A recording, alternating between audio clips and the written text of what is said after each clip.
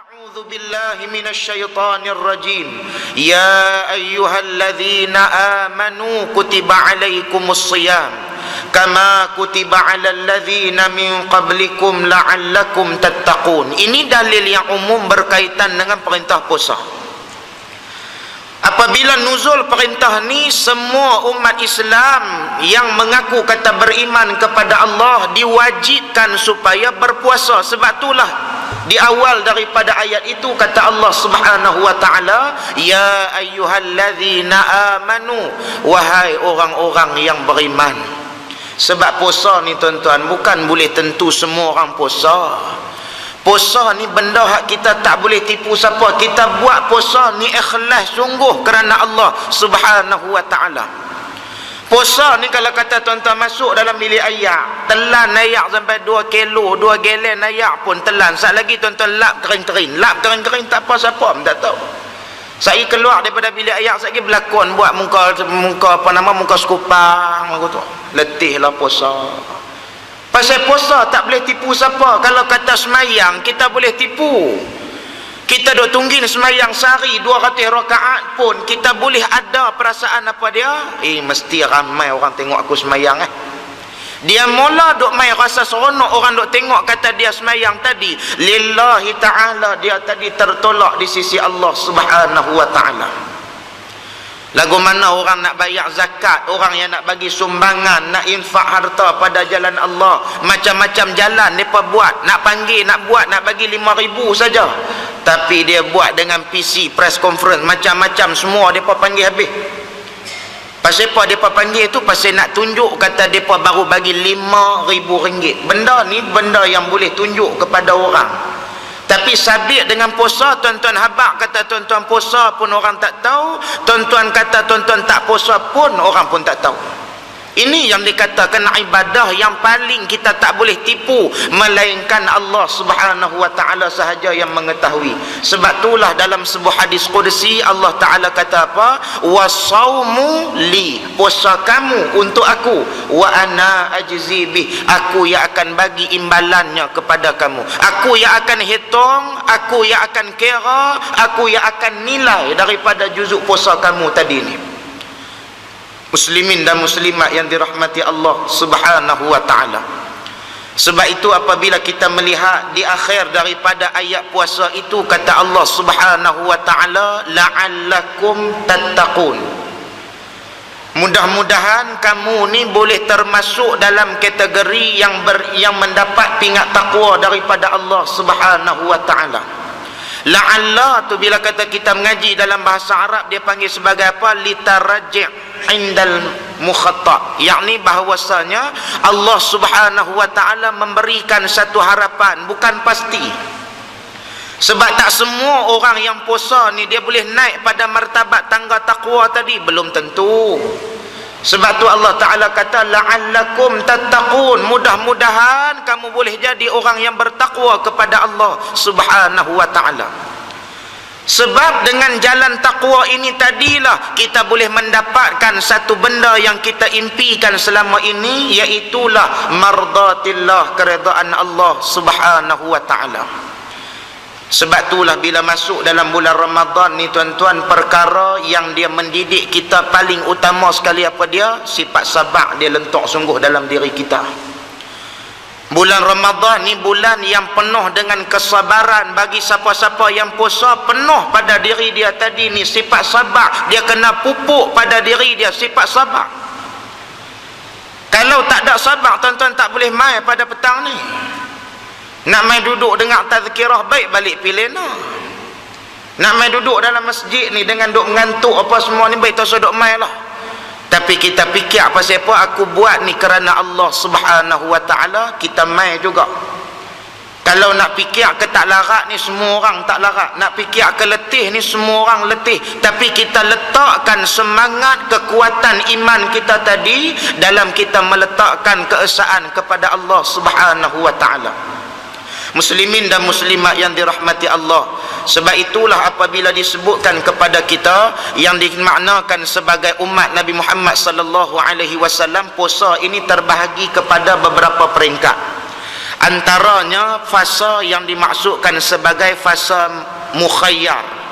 Waktu mula-mula Islam difardukan puasa ni tuan-tuan, pada tahun kedua hijrah tu umat Islam dia boleh puasa, tapi puasa dia tadi dalam bentuk wajib mukhayyar, dia kena pilih. Dia boleh pilih di antara satu sama yang lain. Makna dia apa dia? Kalau kata dia pilih untuk puasa, menggugurkan kefarduan untuk dia membayar fidyah. Kalau kata dia pilih untuk bayar fidyah, gugur daripada diri dia tadi untuk berpuasa di bulan Ramadan al-Mubarak. Ini permulaan, peringkat permulaan yang dalil dia daripada ayat 183 dan juga 184. Allah Ta'ala sebut kepada kita, kutiba alaikumus siyam kama kutiba alal ladzina min qablikum la'allakum tattaqun ayyaman ma'dudat faman kana minkum maridan aw ala safarin fa'iddatum min ayyamin ukhar wa 'alal ladzina yutiqunahu fidyatun ta'amu miskin. Allah Ta'ala kata siapa-siapa yang tak mampu nak puasa ni, maka dia boleh ganti dengan fidyah. Itu daripada sudut orang yang sakit, orang yang musafir dan seumpamanya. Maka di peringkat permulaan diwajibkan puasa, dia jatuh wajib mukhayyar pada masa tu. Tapi bila masuk kepada dan nuzulnya perintah daripada ayat 185 dalam juzuk yang kedua suratul Baqarah, Allah Ta'ala kata apa? Faman syahida minkumus syahra falyasumhu. Falyasumhu itu didatangkan dalam bentuk fi'lul mudhari' dengan lamul amr. Maknanya kata perintah ada di situ. Allah Ta'ala suruh kita puasa. Wajib dah. Wajib di sini dikategorikan sebagai wajib muayyan. Wajib muayyan terbahagi kepada dua. Yang pertamanya muayyan tasydid, yang keduanya muayyan takhfif. Ini peringkat marahil puasa tadi ni. Pada permulaan umat Islam diperintahkan supaya berpuasa dalam menggunakan kaedah muayyan tasydid tadi ni, hukum muayyan tadi ni yang dikatakan wajib, tidak ada pilihan sama ada kamu larat ataupun tidak, wajib kena puasa daripada bentuk tasydid yang berat. Maka bila sebut kata berat ni bagaimana? Pada zaman Nabi SAW, umat Islam dia kena berpuasa bermula daripada selepas salat fardu Isya sampailah kepada jumpa maghrib keesokannya. Kira panjang lah puasa tu, kira panjang. Permulaan puasa disyariatkan ni memang panjang waktu berpuasa. Tiba-tiba seorang sahabat Ansar, waktu tu Nabi pun duk hidup lagi, dia ni tertidur sebelum masuk waktu maghrib dan dia jaga lepas pada juzuk Isya dah. Maka bila kata dia dah jaga terlewat, dia wajib kena sambung puasa dia. Dia tak boleh makan dah, sebab waktu tu bukan waktu berbuka lagi dah. Waktu tu waktu kena berpuasa bagi umat Nabi Muhammad sallallahu alaihi wasallam. Maka bila kata jadi kes yang macam tu dibawa jumpa dengan Nabi sallallahu alaihi wasallam, maka Allah Subhanahu wa taala telah pun menurunkan ayat yang ke-187, wa kulu washrabu hatta yatabayyana lakumul khaytul abyadu minal khaytil aswadi minal fajr. Inilah dalil pensyariatan puasa yang kita pakai pada hari ini. Allah Ta'ala kata wa kulu, makanlah wahai manusia, wa kulu washrabu, minumlah wahai manusia, hatta yatabayyana, sampai jelas kepada kamu di antara benang hitam dan juga benang putih. Lagi mana duk ada juzuk malam tu, makanlah sampailah nampak kepada kamu yang dikatakan di antara fajar sadiq tadi. Bila kata terbit fajar, maka kamu wajib dah kena berpuasa. Maka inilah dalil yang kita duk puasa pada hari ini.